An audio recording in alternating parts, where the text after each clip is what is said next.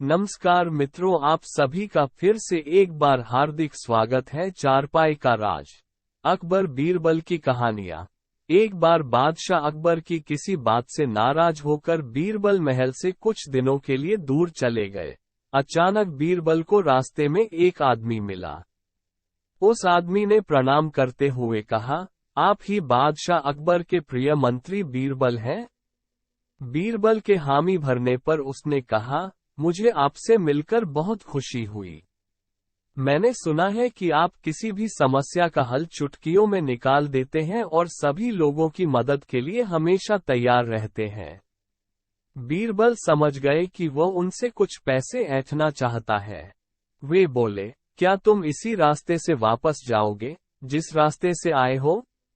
जब उस व्यक्ति ने हामी भरी तो बीरबल बोले, रास्ते में जो भी मिले उससे कह देना कि बीरबल की दयालुता की समस्त कहानियां झूठी हैं। वे किसी के लिए कुछ नहीं करते। वह आदमी समझ गया कि बीरबल ने उसके मन की बात भांप ली है।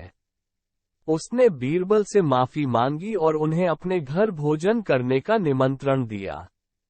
बीरबल बोले, मैं कुछ दिनों के लिए इस जगह से दूर रहना चाहता हूँ। क्या तुम मेरी मदद कर सकते हो? उस आदमी ने कहा, आप मेरे यहाँ रह सकते हैं। मैं किसी को पता नहीं चलने दूंगा कि आप मेरे यहाँ ठहरे हैं। फिर बीरबल उस आदमी के साथ उसके गांव चले गए। इधर बादशाह अकबर के लिए बीरबल से दूरी बनाए रखना बहुत मुश्किल हो गया था। उन्हें दरबार में बीरबल की कमी खलने लगी। अतः एक दिन उन्होंने बीरबल को बुलाने के लिए एक योजना बनाए। बादशाह अकबर जानते थे कि अगर वे कोई अजीब सी प्रतियोगिता रख दे तो बीरबल ही उसका उत्तर बता सकते हैं।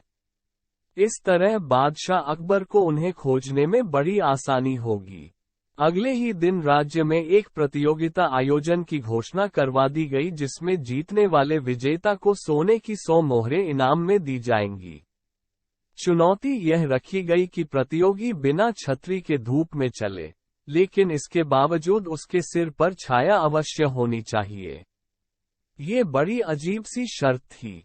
उस आदमी ने भी इस प्रतियोगिता के बारे में सुना। उसे पैसों की सख्त जरूरत थी। जब उसने बीरबल से मदद मांगी तो उन्होंने उसे वह प्रतियोगिता जीतने का उपाय बता दिया। अगले दिन वह आदमी सिर पर चारपाई रखकर दरबार में चला गया। वो छतरी के बिना धूप में चल रहा था, लेकिन चारपाई के कारण उसके सिर पर छाया बनी हुई थी। बादशाह अकबर उस आदमी को देखते ही समझ गए कि ऐसी तरकीब केवल बीरबल ही बता सकते हैं। उन्होंने उससे पूछा, तुम्हें यह उपाय किसने बताया? वह आदमी बादशाह अकबर से झूठ कैसे बोलता? परंतु उसने बीरबल से वादा किया था कि वह किसी को उनके बारे में नहीं बताएगा। इसलिए वह बोला, मेरे घर एक मेहमान ठहरे हुए हैं। यह उपाय उन्होंने ही बताया था। जब अकबर उसके घर गए तो प्यारे बीरबल से उनकी भेंट हो गई। अकबर को बीरबल मिल गए और उस आदमी ने अपना इनाम पाया। दोस्तों, आशा है आपको ये चारपाई का राज कहानी पसंद आई होगी। आप इसे लाइक कर सकते हैं और अपने फ्रेंड्स के साथ शेयर भी कर सकते हैं। ऐसी ही मजेदार मोटिवेशन स्टोरीज इन हिंदी पढ़ने के लिए हमें सब्सक्राइब जरूर कीजिए।